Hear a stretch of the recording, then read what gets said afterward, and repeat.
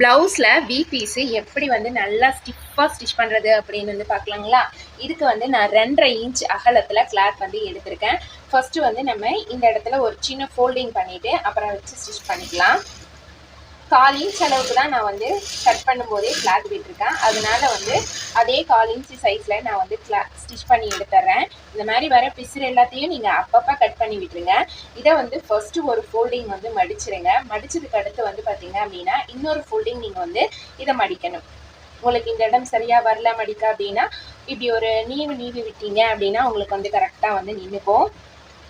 இப்போ இந்த மாதிரி மடிச்சதுல நம்ம வந்து ஃபர்ஸ்ட் சென்டரா வந்து ஒரு தையல் வந்து போட்டுறணும்.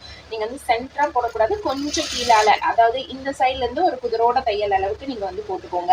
ஏன்னா நம்ம ரொம்ப ஒட்டி இந்த சைடு சென்டர் வந்துட்டோம் அப்படின்னா நம்ம வீ போடும்போது கொக்கி வந்து ஒரு கட்டத்துக்கு மேல வந்து உள்ள போகாம வந்து போயிடும். அதுக்காக தான் இப்போ இந்த இடத்துல நம்ம வந்து வீ போட்டாச்சு. அடுத்து என்ன பண்ணணும் அப்படின்னு பார்த்தீங்கன்னா, நமக்கு வீ போடும்போது பிளவுஸ்ல ஒரு சிலருக்கு அங்கங்கே கேப் வர மாதிரி இருக்கும் பாருங்க. அந்த மாதிரி கேப் வராமல் எப்படி ஸ்டிச் பண்ணுறது அப்படின்னு வந்து பார்க்கலாம். ஃபஸ்ட்டு 1/4 இன்ச் விட்டுட்டு ஃபஸ்ட்டு வீயை வந்து மார்க் பண்ணிடுறேன். நான் இந்த இடத்துலேருந்து இது மொத்தமாக வந்து 7 இன்ச் வருது. நம்ம வந்து ஒரு குறிப்பிட்ட டிஸ்டன்ஸில் நான் வந்து ஒரு 1.5 இன்ச் சைஸில் வந்து பார்த்தீங்க அப்படின்னா இந்த வீ எல்லாமே வந்து மார்க் பண்ணிடுறேன். ஏன்னா அப்போ தான் நமக்கு இது வந்து கரெக்டாக இருக்கும். இப்போ இந்த மாதிரி நான் வந்து ஒரு ஈவனான ஒரு சைஸ் வச்சு நான் வந்து மார்க் பண்ணியிருக்கிறேன். நீங்கள் எவ்வளோ வந்து உங்களுக்கு வருது அப்படிங்கிறத பார்த்துட்டு அதுக்கு தகுந்த மாதிரி நீங்கள் வந்து வி மார்க் பண்ணிக்கோங்க. அடுத்து நம்ம ஃபஸ்ட்டு வி வந்து போடுறோம்.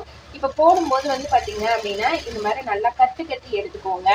நம்ம டபுள் கிளாத் கொடுத்துருக்குறோம் அப்படிங்கிறதுனால இந்த வி வந்து நல்லா ஸ்டிஃபாக இருக்கும், ரொம்ப நாளைக்கு நல்லா தாங்கும். இதுவே நீங்கள் லைனிங் ப்ளவுஸ் தைக்கிறீங்க அப்படின்னா ஒரு லைனிங் கிளாத்து ஒரு மெயின் கிளாத்து ரெண்டும் வச்சு தைங்க, இன்னுமே வந்து ஸ்டிஃபாக இருக்கும். அதே மாதிரி கொக்கி பட்டியிலையும் வந்து பார்த்தீங்க அப்படின்னா நம்ம எப்பயும் தைக்கிற மாதிரியே தைச்சிட்டு சேம் அதே மாதிரி 2.5 இன்ச் கிளாத் தான் வந்து கொக்கி பீஸ்க்கும் நான் வந்து வச்சிருக்கிறேன். இப்போ உங்களுக்கு இந்த மாதிரி கட்டி தைக்கிறதுக்கு வராது அப்படின்னா நீங்கள் வந்து தாராளமாக வந்து ஒரு டபுள் ஸ்டிச்சஸ் போட்டீங்க அப்படின்னா உங்களுக்கு நல்லா வந்து ஒரு ஸ்டிஃபாக இருக்கும் வீயே. நிறைய கஸ்டமர் வந்து சொல்லியிருக்கிறாங்க இந்த வி பட்டியும் கொக்கி பட்டியும் ரொம்ப ஸ்டிஃபாக நல்லா இருக்குது, இதே மாதிரியே நீங்கள் வச்சு ஸ்டிச் பண்ணி கொடுங்க அப்படின்னு சொல்லி. இது மேலே நம்ம இன்னொரு ஊசியோட தையல் போட்டுட்டோம் அப்படின்னா இன்னுமே இந்த கொக்கி பட்டி ரொம்ப ஸ்டிஃபாக ஆயிரும். இப்போ பாருங்கள் ரெண்டோட மெஷர்மெண்ட்டும் எல்லாமே கரெக்டாக இருக்குது. இந்த மாதிரி ஸ்டிச்சிங் சம்மந்தமான நிறைய விஷயங்கள் தெரிஞ்சுக்க நீங்கள் நம்ம சேனலை வந்து ஃபஸ்ட் டைம் பார்க்குறீங்கன்னா சப்ஸ்கிரைப் பண்ணி சப்போர்ட் பண்ணுங்கள். தேங்க்ஸ் ஃபார் வாட்சிங்.